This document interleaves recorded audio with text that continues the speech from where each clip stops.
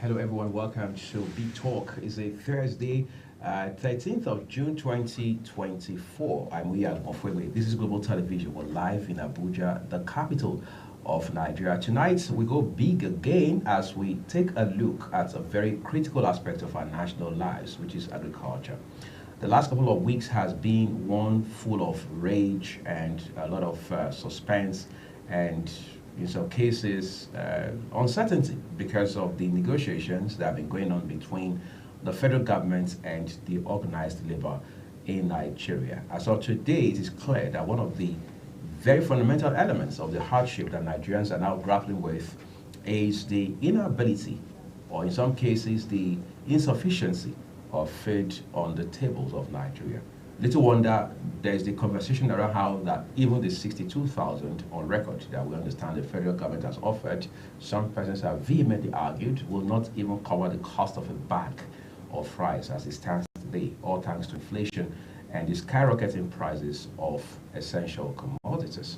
It raises questions as to how do we ensure that, first of all, we take very seriously agricultural practice in this country, and in what ways can we practically formulate policies to help galvanize food sufficiency in Nigeria in such a way that Nigerians do not only have enough to eat, but then they can also export and earn earn some foreign exchange for this great country by way of helping to strengthen the naira against the greenback. That's the conversation we're having tonight on the program. I'm joined by Michael Adedotun Oke. He's the founder of Michael Adedotun Oke Foundation. He's an agricultural expert and a freelance journalist. Thank you, Michael, for coming on. Yeah, thank you very much, Nigerians. First of all, I want to appreciate the Global TV for this opportunity. Actually, Nigerians, we are passing through hell in terms of food price increases every day, here and there. I know you are aware of that. And it looks worrisome that the prices continue to increase every day of the matter. And the present administration keep us giving us hope, which I believe that something must be done. With your analysis, I think the first step we need to look at the insecurity aspect. Most of the farmers cannot go and farm, which look worrisome, and it's uncalled for.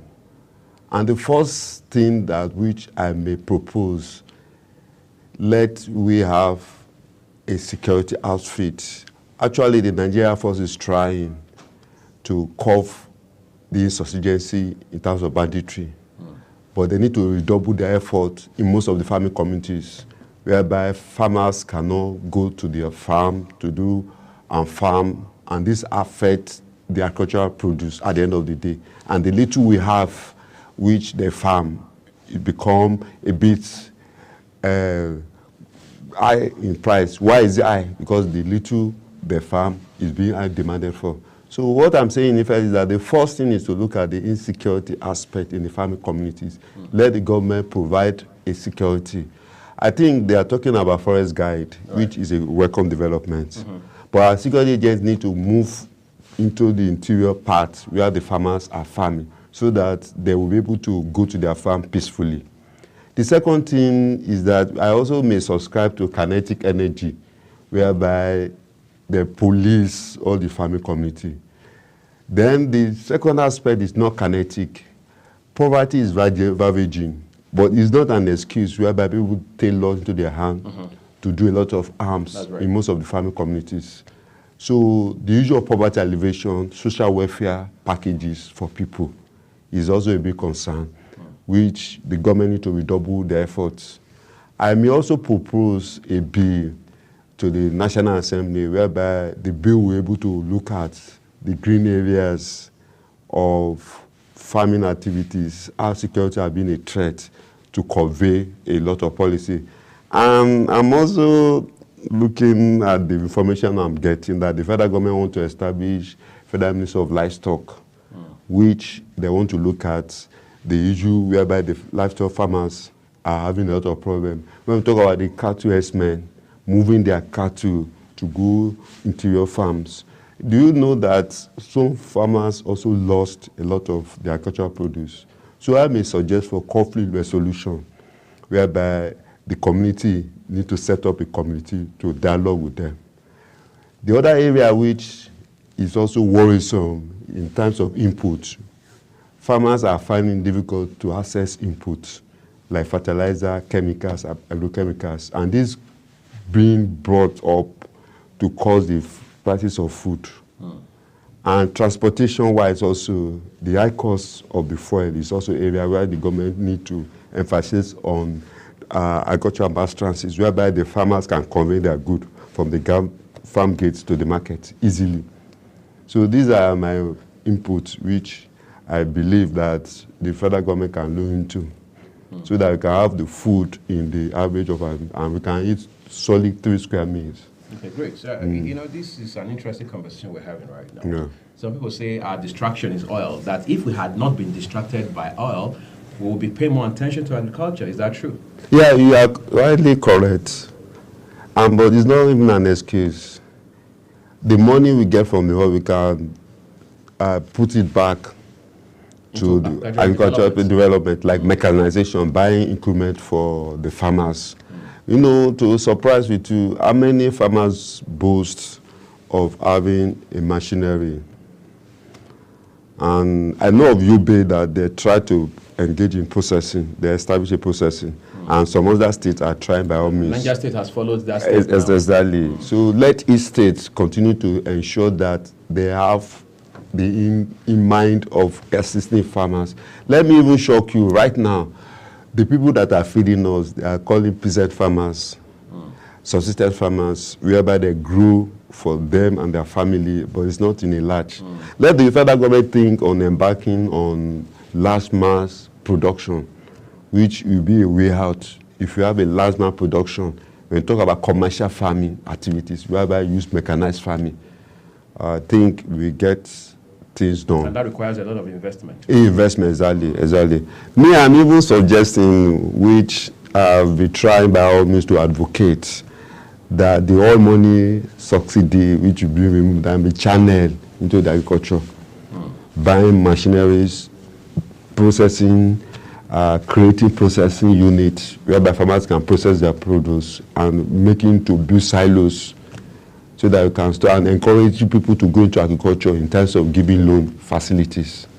Interesting. Yeah. Some people argue that one of the reasons we have this food insufficiency in Nigeria is on account of the fact that there's an ongoing war between Russia and Ukraine. That Ukraine used to be one of the major countries from where we import food items, especially grains. Is that true?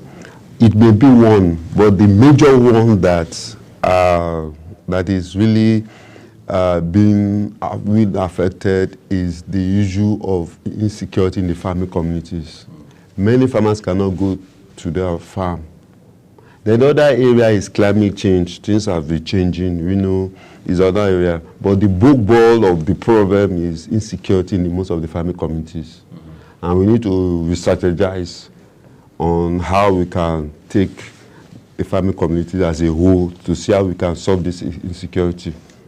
Just like we have the banditry, kidnapping. So it's been a really problem. Well, I've seen government make efforts again and again in the last couple of years. We've seen a lot of some sort of clusters of farmers. The government says we are giving them 1 billion, giving them 100 million, and so on and so forth. Of course, you and I know of the Anchor Borers program. Exactly, by the CBN. Yeah, it's a good initiative. And these efforts, is it like these efforts are falling short of the target, or is it like the problem is that these initiatives don't get to the targeted farmers? It's a good initiative, but let me frankly tell you that if you borrow me money and I went to go and farm, and suddenly I just wake up, somebody just tripping it, destroy the farm. So what do you expect? So that now brings to what I'm saying, that security aspect is also paramount. That security aspect can also couple with insurance for the farmers. So it's a good policy, but let us be thinking on how can we safeguard the farming community, how can we safeguard our farmers. Let me give you a shock. Most farmers are passing through hell, and which it look worrisome that where are we going, whereby you go to the farm, some that go to the farm, towards the tailored of harvesting. The herdsmen come, kill it up, it looks saddening, And psychologically, people that want to farm, you'll be looking at the security threats. Like now, if you borrow me money, you will not want to borrow me money because you look at what it may be at the end of the day. So that issue of tightening security in the agricultural communities is very crucial. Let's do that first, and let us encourage people to go into the agriculture, because agriculture is giving us a lot of ways whereby we can have food and we can even curb security. We have the Federal Ministry of Agriculture, and that ministry has several agencies under it. And then all the 36 states have their own ministries of agriculture. Exactly. How do we have all of these resources and we're still where we are? How do we explain that? Do we just blame everything solely or squarely on insecurity? Just like I do mention that it's not only insecurity, I talk about input. Do you know that the high costs of input in the market, the farmers cannot even afford it? That is why we need to subsidize agricultural. The fertilizer is very lump sum that even the livestock feeds. That is another area where the state government need to begin to subsidize agricultural produce, agricultural inputs, so that we can have lower cost in the market, so that we and you are able to afford it. There must be a plan for that. Another thing that the government and the state government need to do is empowering the farmers in terms of creating a value chain, just like you said, an agricultural zone, whereby they can be able to produce. Then transportation is also a big challenge, whereby the oil crisis, fuel crisis increase also affects. I do agitate every day, every night and day that there is need of agricultural mass transit. You know that it looks worrisome that the farmers still compete with the normal transportation, which is supposed not to be. So I propose a policy on agricultural mass transit, whereby the mass transit, the buses, the van, vegetable farm, are dedicated for only farming activities. Not for regular passengers. This is another area that is being not looked into, and this one added to the price increase, whereby the farmers will be able to produce and they will not be able to put their goods. Do you know that most of the farming community, the roads are not monitorable? That is why we also have other agencies that need to create roads from the farm gate to the farm, so that it will be very easy for the farmers to put up their produce to the market. Last year, President Bola Tinubu declared emergency on food security. You being an insider, for example, what are your thoughts about? Yeah, it's a good initiative. To be frank with you, progress? There is a progress. You know, when you talk about government policy, it takes a little bit of time. But we want him to redouble his efforts in making his campaign promises, just like he said. Another area that you need to work with private sectors. You know what I'm saying? The private sector can also provide a way, like the private sector can handle the transportation aspect of the mass transit. It's a business. You know, agriculture is a business. It's not a farm play. It's not a non-for-profit. No, the private sector can also set up a processing center. They can even set up a storage center. The private sector needs to do, but the problem is people look at agriculture as a small business. Thank God now he's also thinking of, I don't know how far it's true, to establish Federal Ministry of Livestock to take care of the problem in the livestock sections. About 4 days ago, there was a launch of livestock master plan or something like that of milking aspects. So he's trying to do dairy product, exactly. But what we are saying, when Nigeria are saying if they can hear properly, is that he's supposed to redouble his efforts. Even the Air Force are trying to tackle security, but they need to redouble their efforts. And consultation with the farmers is very important. You bring farmers together and then deliberate on how to do, because they can tell an idea. You mentioned value chain just a while ago. How do we improve our value chain? Because that, again, is a very critically important aspect of agriculture. The first thing which I know is that we need to able to let people see what are each of the value chain in the agricultural sector. You can use as a marketer, you are only interested in marketing agricultural produce. You may not be interested in cultivation. Some may be interested in machineries. Some may be interested in inputs. So the first thing is creating awareness. Two is capacity building of the stakeholders.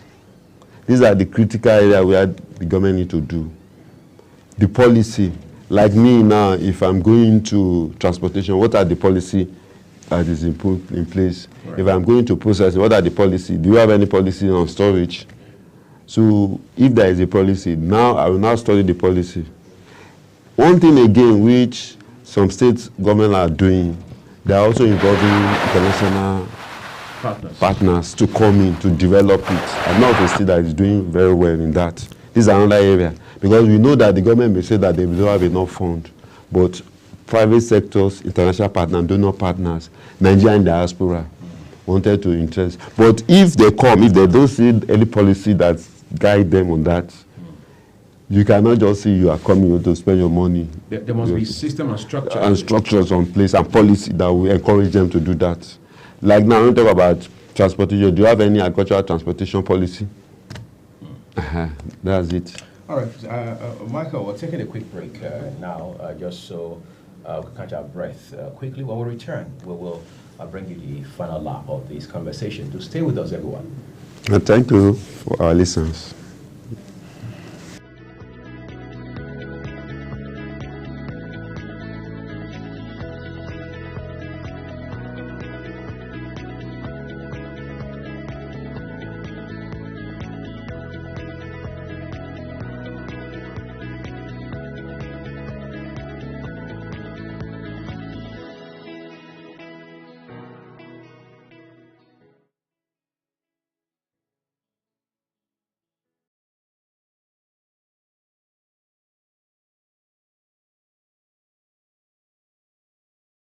With every government and introduction of new policies, businesses of all kinds and sizes seize the opportunity to evolve and redefine themselves. Business Point on Global Television is where we follow the money and put the facts and figures right in front of you. Watch Business Point every Monday through Friday at 11 a.m. as Kikelamo Okeri tracks all the latest developments across critical sectors. Business Point, this is business. Are you ready to be entertained like never before? Get ready to dive into the latest and greatest entertainment news in lifestyle, music, movies, birthday celebration, and so much more, all on Entertainment Circle on Global Television. From the hottest red carpet event to exclusive interviews with your favorite stars, we've got you covered. Stay up to date with the latest trends and news from the entertainment world, all in one place. Tune in every Saturday by 1 p.m. with Chung Annamel Joseph on Global Television.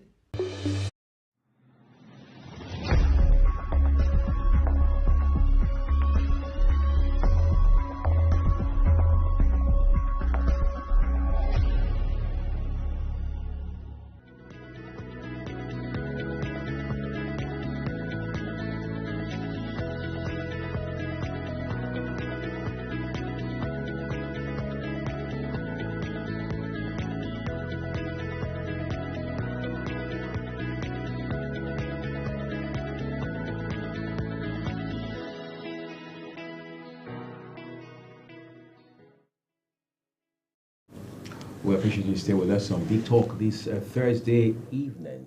So, Mike, I was going to ask you, how do we get young people to be interested in farming? Because it appears the average young person who has gone through college or university, as we say, is more interested in a white-collar job or something. So how do we incentivize farming? Yeah, I'm also concerned about that, that young people does not want to embrace the farming activities. Just like what Obasanjo did, Operation Feed the Nation can also be reverted. But that was many decades ago. Many decades ago, that will be targeting the youth alone. So the first thing which I know that the present government will think about doing is having a programs just targeting the young youth, giving them what is being needed, like land and inputs. And at the end of the day, they can even buy their products, then linking them into the industries. Like now, if I want to go to cassava production, I must be having a linkage with the factories, with the research institute, so that they're able to, there's one thing they call contract farming. You give me your money, I help you to farm. You provide even some people provide the input. At the end of the day, you now buy it off from me. So you already have an off-taker? Our off-taker. That's what we call off-taker. So I don't need to think about market. I don't need to think of transporting it. So the first thing is to have a programs that we targeted to the youth. Then create farm settlements. You know, farm settlement is very good. Yeah. We don't have much of that in Nigeria. They don't have much of that. This place has been designated to farm settlement, whereby the youth will be in that place. You give them food, you train them, and you also impart knowledge. You also link them to the industries. Then the third aspect is creating opportunities for them. Opportunity, in essence, is that having them to have the input, encouraging them. Then their social security is also very important. Do you know that if you employ a farmer, it's even better? At the end of the day, you give him a target. You now buy the products from them. You will pay him again. That one will even encourage. Then the higher institution, the research and institution also do that, targeting young people, those who are in the PhD holders, to impart knowledge, provide the necessary extension services for individuals that want to do the farming activities.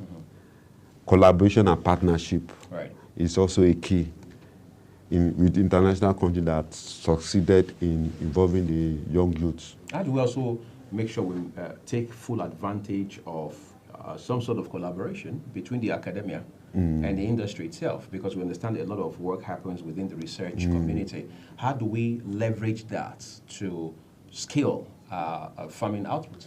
I think the first thing is that we should be able to identify the impact they have been making. You know that you said something that even was worrisome. We have a lot of research. Just now I was reading about they have introduced stellar maize to farmers. So if the farmers see what the seedling is about and they see results, there will be a sort of trust. Like now, you did research, you just put it on your table, you didn't disseminate information. Like me, I'm into maize. I've been planting maize severally, the same type of seed, but you now introduced to me and I tried it. And I saw that what you introduced to me is the best, is even the market. So it will encourage me to trust your research. Another thing is... I'm going to take a quick break. We're back shortly, just so viewers understand that the rest of the program will continue shortly. Do stay with us.